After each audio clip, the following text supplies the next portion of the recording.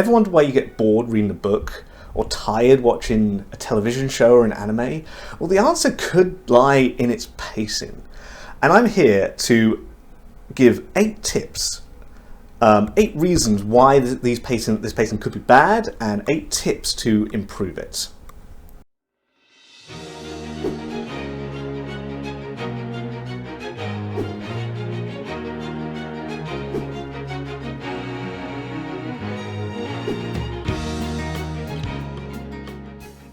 So there's actually 2 kinds of pacing issues.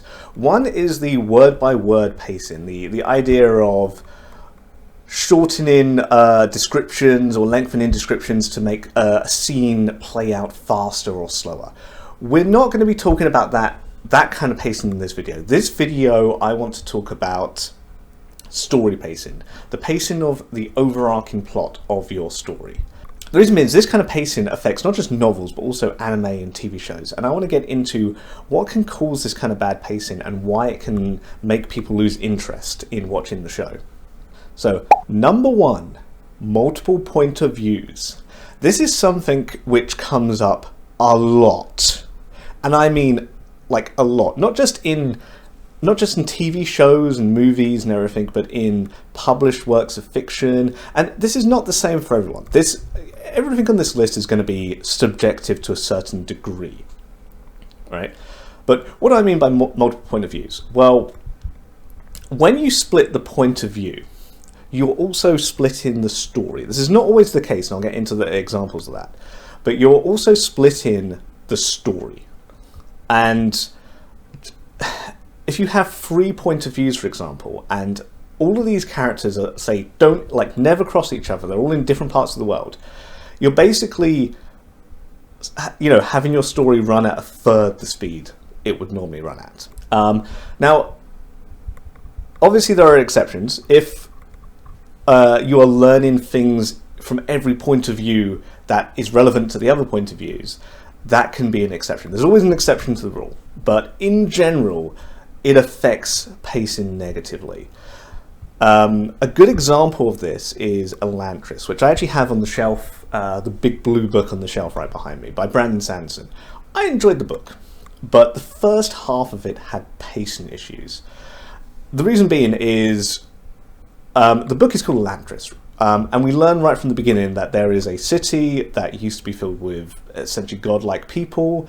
Something happened, they lost all their powers, and now they're just kind of waiting to die, and anyone can be turned into one of these Elantrians and they get thrown in the city, which is what happens to our main character at the beginning of the book. He gets thrown into Elantris, and now he's got to figure out how he's going to survive in the city and figure a way out and learn its secrets, really. I think that's the promise which is given, is that to us at the beginning, that he is going to tell us what, he's going to figure out what the secrets to Elantris are and fix things.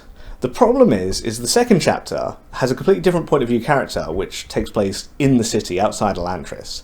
And then the third chapter is another point of view character who is kind of sort of the antagonist, again, in the city, right? And for the first half of the book, none of these characters, none of these characters interact with each other. And you can argue that the main draw of the book is Elantris. So a third, because they do 1 chapter per character, so a third of the first half of the book is what you want, is like what you're interested in reading, and 2/3 of the first half are just not. And it really, really slows down the pace of the book. All for, for setting up a conflict at the end. It's hard to say whether or not it paid off doing this, but that's just an idea of story pacing. Now, ways of getting around this. This is, I guess what you want to hear. There's no definite rule, right? And some of these tips may not work for your novels. But ways of getting around this. 1, have the characters together or interact a lot. What do I mean by this? If say you've got a party, right, and 2 of the point of view characters are in this party, so their journey to wherever they're going is always going to be progressing, and you're always going to get to see progression of the other character, no matter what point of view chapter you're from. helps keep the pacing up. It doesn't reduce the speed of the book to to have these other point of view characters in. Again, that may not work for everyone if these point of views are, these characters are in completely different locations. Another one, again, have pieces of information or have them interact a lot to make the story, to make it more interesting, to make their chapters more relevant to the other characters. And the final tip is just make the overarching story progress. So no matter what character you're on, the overarching story is always getting closer towards its climax. What you really don't want to do is, if you can help it, is say you have a character who, your first chapter, character wakes up at 9 a.m. and the chapter ends around like 10 a.m. and then the second character starts at 9 a.m. again and it ends at 10 a.m. and then the third chapter is 10 to 11, and then the fourth chapter is the other character from 10 to 11. If possible, you kind of want to avoid that. There are obviously exceptions to the rule, but that is, I think, in my opinion, one of the biggest draggers of pacing in a story. Another example of this actually would be the second book. I forget the name of the title now. The second, I'll edit it on screen. The second book, the sequel to the Blood Song. The first book was very well paced. It was all kind of centered around Valen, who was the main character throughout the whole book. It was the only point of view. And then in the second book, they split the point of view between three characters, including Valen, and it just kind of ruins the plot. Because what it can also mean when you want to split the story equally between these characters is sometimes one character won't necessarily have anything to do while these other characters are, say, doing these other things, and the author a lot of the time feels inclined to pad out that character so he gets like the same amount of chapter time, and it's like, look, if the character doesn't need, if he's not doing anything, if he doesn't need that chapter time, then don't write it in, don't filler out the book. So that is tip number one, and arguably the biggest tip, and the biggest reason for pacing issues. Number two, padded out scenes. I guess this is a little bit of what I spoke about before. Sometimes scenes can be padded out. Sometimes scenes can be not needed. The thing to do there is to look at, really, I guess, examine why people are reading this book or watching this show, right? Look at the promise that was made at the beginning of the show, right?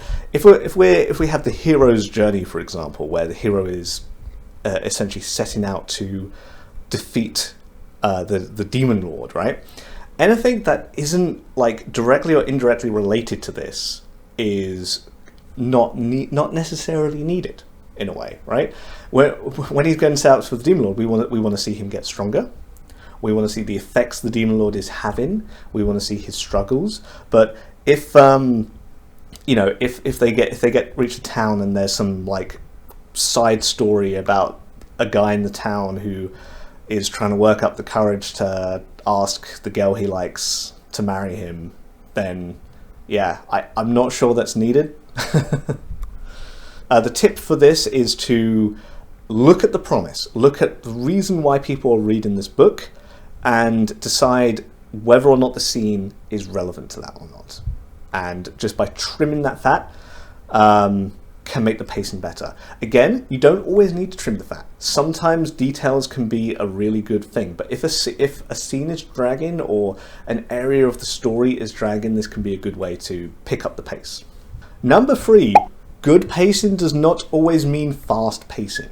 I'm currently reading the sequel to Rage of Dragons, Fires of Vengeance, and both of those books are very, very fast paced, and they're good.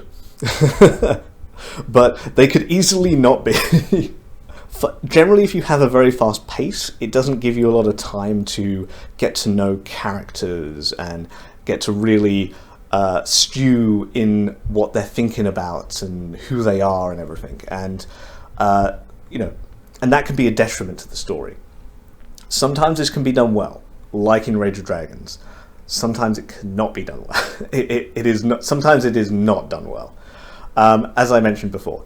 Yeah. So a tip for this, I guess, is just it depends. If your book is, or if the show is very, very fast paced, maybe you need to examine what, like, does it need to be that fast paced? Are there any, maybe there needs to be certain scenes where things slow down.